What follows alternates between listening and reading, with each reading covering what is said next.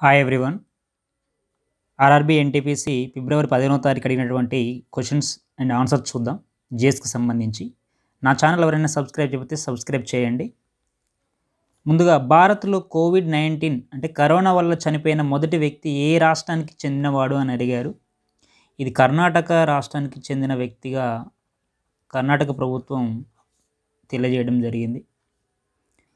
1857 సిపాయిల తిరుగుబాటుని ప్రథమ భారత స్వాతంత్ర సంగ్రామం అని పేర్కొన్నది ఎవరు?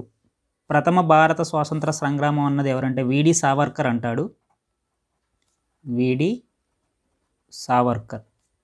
సిపాయిల తిరుగుబాటుని ప్రథమ భారత స్వాతంత్ర సంగ్రామం అన్నది ఎవరంటే విడి సావర్కర్. చాలా ఇంపార్టెంట్. 124వ భారత రాజ్యాంగ సవరణ బిల్లు దేనికి సంబంధించింది అన్నాడు. 124వ రాజ్యాంగ సవరణ బిల్లే 103వ రాజ్యాంగ సవరణ చట్టంగా మారింది. సవరణ చట్టం ఈ బిల్లే ఈ చట్టంగా మారింది. దీని అసలు ఎందుకంటే ఇది ఈడబ్ల్యూఎస్కి 10% రిజర్వేషన్. ఎకనామిక్ వీకర్ సెక్షన్, ఎకనామికల్గా వెనుకబడినటువంటి సెక్షన్కి తరగతులకి 10% రిజర్వేషన్ కల్పించడం జరిగింది. దేంట్లోనంటే విద్య అండ్ ఉద్యోగ నియామకాలలో. మరి ఈ 103వ రాజ్యాంగ సవరణ చట్టం 10% రిజర్వేషన్ ఇచ్చింది ఈడబ్ల్యూఎస్కి విద్యా ఉద్యోగాలలో. దీనివల్ల ఫండమెంటల్ రైట్స్ ఉన్నాయి కదా, దాంట్లో ఆర్టికల్ 15, ఆర్టికల్ 16లో కొన్ని మార్పులు జరిగాయి. ఎందుకంటే ఆర్టికల్ 15 ఏం చెప్తుందంటే నో డిస్క్రిమినేషన్ అంటుంది. అంటే భారతదేశంలో వివక్షత చూపించకూడదు కుల, మత, లింగ, జాతి ప్రకారంగా అంటుంది. బట్ ఇక్కడ 10% రిజర్వేషన్ కల్పించాం కాబట్టి ఇక్కడ వివక్షత అనేది కాదు, కానీ వీళ్ళకి వెనకబడి ఉన్నారు కాబట్టి వీళ్ళని కూడా సమాన స్థితిలోకి తీసుకురావడం కొరకు అని చెప్తుంది. అదేవిధంగా 16 ఆర్టికల్ 16 ఏం చెప్తుందంటే భారతదేశంలో ఉన్న ప్రతి వ్యక్తికి కూడా ఉద్యోగ అవకాశాల్లో సమాన అవకాశాలు ఉండాలి అంటుంది. బట్ ఇక్కడ 10% రిజర్వేషన్ ఇవ్వడం కూడా వీళ్ళని సమాన స్థితికి తీసుకురావడం కొరకే తప్ప ఇక్కడ కూడా ఏ విధమైనటువంటి డిస్క్రిమినేషన్, వివక్ష లేదని చెప్పడం కొరకు రెండిట్లో మార్పులు అనేది జరిగింది. ఈడబ్ల్యూఎస్కి 10% రిజర్వేషన్ ఉండడం అనేది ఎలాంటి డిస్క్రిమినేషన్ కాదు, ఎలాంటి ఉద్యోగాల్లో ఎలాంటి డిస్క్రిమినేషన్ కాదని చెప్పడం జరిగింది అన్నమాట. అడుగుతాడు క్వశ్చన్, అంటే ఈ 103వ రాజ్యాంగ సవరణ వల్ల 10% రిజర్వేషన్ వల్ల ఏ ఆర్టికల్స్లోకి తేడా మార్పు చెందినాయి అంటే ఆర్టికల్ 15, 16 అని చెప్పుకోవచ్చు. విటమిన్ B12 లోపం వల్ల కలిగే వ్యాధి ఏదని అడిగాడు. B12ని మనం సైనకోబాలమిన్ అంటాం. సైంటిఫిక్ నేమ్ ఏంటంటే కెమికల్ నేమ్ వచ్చేసేసి సైనకోబాలమిన్. సైనకోబాలమిన్ అనేది B12 యొక్క కెమికల్ నేమ్. సో దీనివల్ల డెఫిషియన్సీ తక్కువ వల్ల, లోపం వల్ల ఏం ఏర్పడుతుందంటే హానికర రక్తహీనత ఏర్పడుతుంది. హానికర రక్తహీనత. సో దీన్ని మనం ఫెరిషియస్ ఎనీమియా అంటాం. ఫెరిషియస్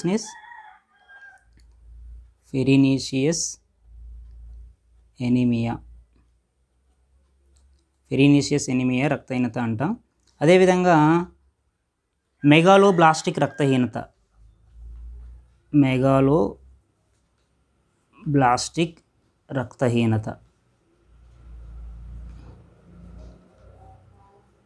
సో సైనకోబాలమిన్ వల్ల హానికర రక్తహీనత, మెగాలోబ్లాస్టిక్ రక్తహీనత అనేది ఏర్పడుతుంది. భారత్కి స్వాతంత్రం వచ్చిన తర్వాత జన్మించిన భారత ప్రధాని ఎవరన్నారు అంటే ఆగస్టు 15, 1947 తర్వాత జన్మించిన వ్యక్తి ఎవరు? భారత ప్రధానమంత్రిగా పనిచేసింది ఎవరు అంటే కనుక నరేంద్ర మోడీ మాత్రమే. ఓన్లీ నరేంద్ర మోడీ ఒకటి మాత్రమే, అంటే ప్రస్తుతం ఉన్నటువంటి ప్రధానమంత్రి మాత్రమే స్వాతంత్రం తర్వాత పుట్టారు. ఈయన ఎప్పుడు అంటే కనుక సెప్టెంబర్ 17వ తారీఖు 17 సెప్టెంబర్ 1950 1950లో జన్మించడం జరిగింది. 78వ క్విట్ ఇండియా ఉద్యమ వార్షికోత్సవం ఎప్పుడు జరుపుకున్నారు? సో 78వ క్విట్ ఇండియా అంటే మొట్టమొదటిగా క్విట్ ఇండియా ఎప్పుడు జరిగిందో తెలియాలి. 1942లో జరిగింది క్విట్ ఇండియా ఉద్యమం. సో దీనికి ఒక 78 కలిపితే ఎప్పుడు 02 అంటే 2020. ఎప్పుడు అంటే ఆగస్టు 8. ఎందుకంటే ఆగస్టు 8, 1942లో గాంధీ క్విట్ ఇండియా ఉద్యమాన్ని డిక్లేర్ చేస్తారు. అందుకే ఆగస్టు 8, 2020లో 78వ వార్షికోత్సవం జరుపుకోవడం జరిగింది. 65వ దాదాసాహెబ్ ఫాల్కే అవార్డు గ్రహీత ఎవరన్నారు? 65. సో ఇప్పటి వరకు 66 ఇచ్చారు. 66వది అమితాబ్ బచ్చన్. 65, 64 చాలా ఇంపార్టెంట్, ఎందుకంటే తెలుగు కాంపిటేటివ్ ఎగ్జామ్స్కి సంబంధించి 64 ఇంపార్టెంట్. కె విశ్వనాథ్కి ఇచ్చారు. కె విశ్వనాథ్ గారికి, కళా తపస్వి కె విశ్వనాథ్ గారికి ఇవ్వడం జరిగింది 2016లో. ఇది 2018లో. 2017లో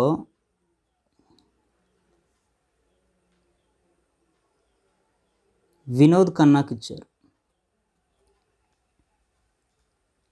వినోద్ ఖన్నా. ఆన్సర్ ఏంటిదంటే 65వది వినోద్ ఖన్నా 2017లో ఇచ్చారు. 66వది ఇది 50వ అవార్డు. ఇప్పటికీ 50 అవార్డు ఇవ్వడం జరిగింది, దాదాసాహెబ్ ఫాల్కే అవార్డు. 50వ అవార్డు అమితాబ్ బచ్చన్కి వచ్చింది 66ది. తెలుగు కాంపిటేటివ్ ఎగ్జామ్స్కి సంబంధించి నెక్స్ట్ ఫ్యూచర్లో కానిస్టేబుల్ కానీ మిగతావి కానీ 64 ఎవరికి వచ్చింది అని అడుగుతాడు. 2016 కె విశ్వనాథ్ గారికి వచ్చింది.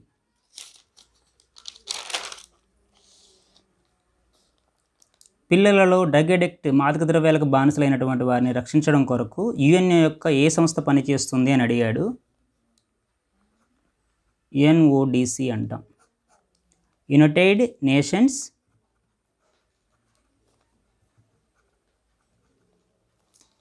ఆఫీస్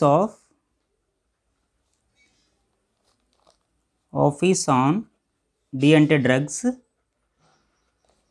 అండ్ సి అంటే క్రైమ్. అంటే drugs and crime, office on drugs and crime పనిచేస్తుంది యుఎన్ఓడిసి. ఇది ఎక్కడుందంటే కనుక వియన్నాలో ఉంది, ఆస్ట్రియా. శ్వాసక్రియని అదుపు చేసే భాగం ఏదని అడిగాడు. బ్రెయిన్లో శ్వాసక్రియని అదుపు చేసేది, కంట్రోల్ చేసేది, నియంత్రించేది ఏంటిదంటే medulla oblongata. Medulla oblongata. So ఇది వెనక మెదడులో ఉంటుంది. వెనక మెదడులో అనుమస్తిష్కము అండ్ మెడుల్లా అబ్లాంగేటా ఉంటాయి. ఇది రెస్పిరేషన్ అంటే శ్వాసక్రియను అదుపు చేస్తుంది. శ్వాసక్రియతో పాటుగా బీపీ అంటే బ్లడ్ ప్రెషర్ని చేస్తుంది. హార్ట్ బీట్ హెచ్బి అంటే హృదయ స్పందనని కూడా, అదేవిధంగా శరీర ఉష్ణోగ్రతని కూడా కంట్రోల్ చేస్తుంది. అదేవిధంగా మన నోట్లో ఏర్పడే లాలాజలం స్రవించడానికి కూడా ఈ భాగం పనిచేస్తుంది. అంటే మెడుల్లా అబ్లాంగేటా యొక్క నియంత్రణలో ఏముంటాయంటే బ్లడ్ ప్రెషర్ రక్త ప్రసరణ, హార్ట్ బీట్ హృదయ స్పందన, శరీర ఉష్ణోగ్రత, లాలాజలం ఏర్పడడం, ఇవి కూడా అన్ని కంట్రోలింగ్లో మెడుల్లా అబ్లాంగేటా కంట్రోల్లో ఉంటాయి. మొదటి విద్యా సంబంధిత శాటిలైట్ ఏదన్నాడు. విద్యా సంబంధిత శాటిలైట్ ఫస్ట్గా టెలిఎడ్యుకేషన్కి సంబంధించి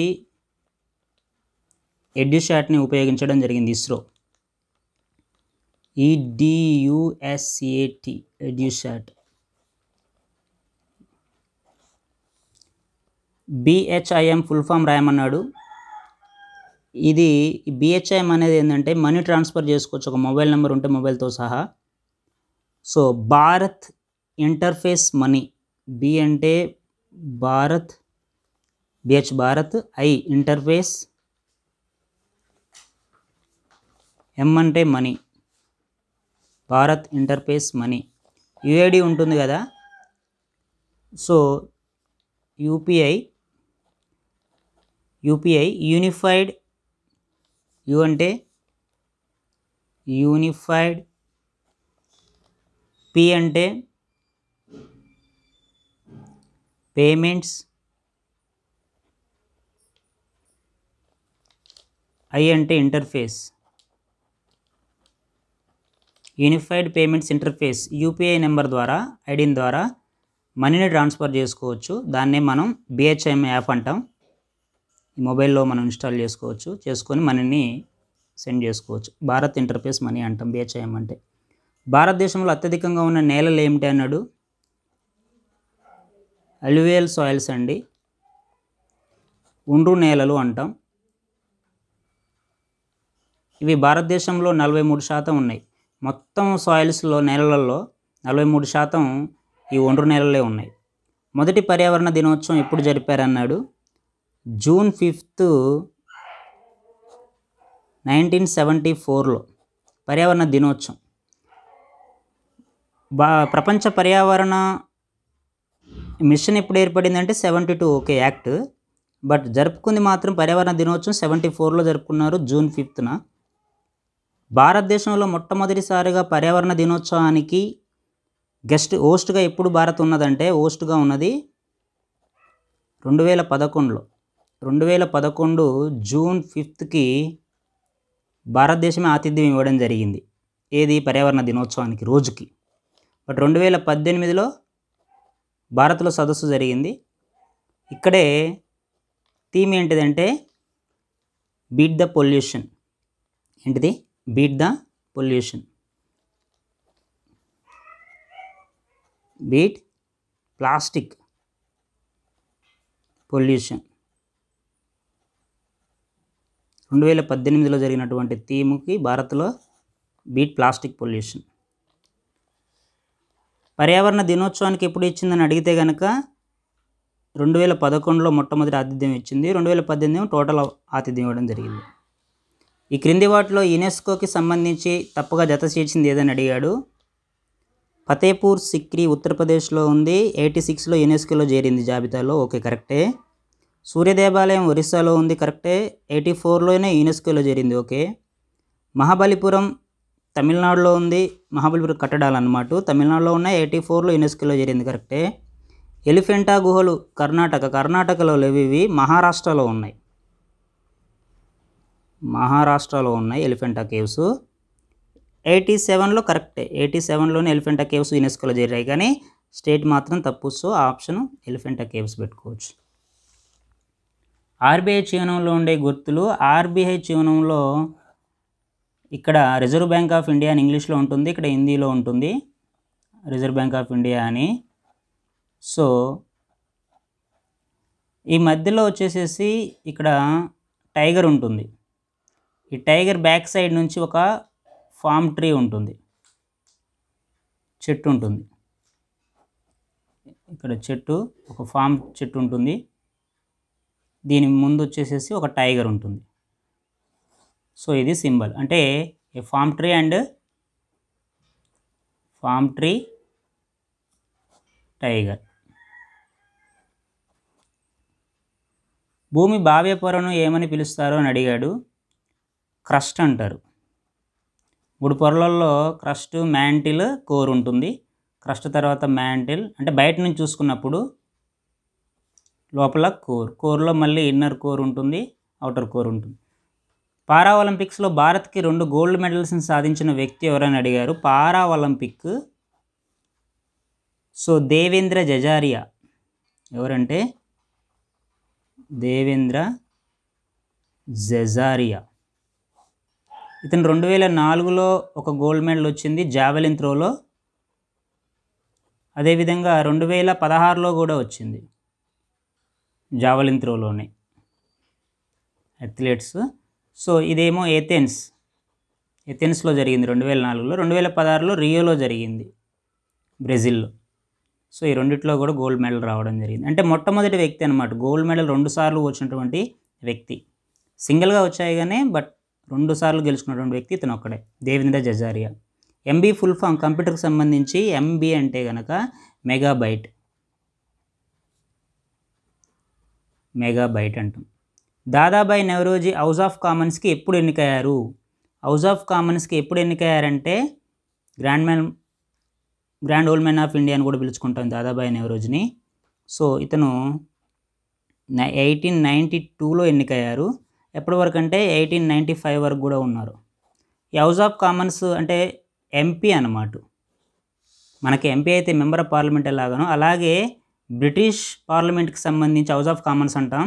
దానికి ఎన్నికైంది ఎవరంటే కనుక ఎంపీగా దాదాబాయి నవరోజీ గారు ఒకరే. ఇతను ఏషియాలోనే మొట్టమొదటి వ్యక్తి. ఆసియా నుంచి ఎన్నికైన వ్యక్తులలో అంటే ఇంగ్లాండ్ బ్రిటిష్కి సంబంధించి హౌస్ ఆఫ్ కామన్స్కి ఇతనే మొట్టమొదటిసారిగా ఎన్నికయ్యాడు.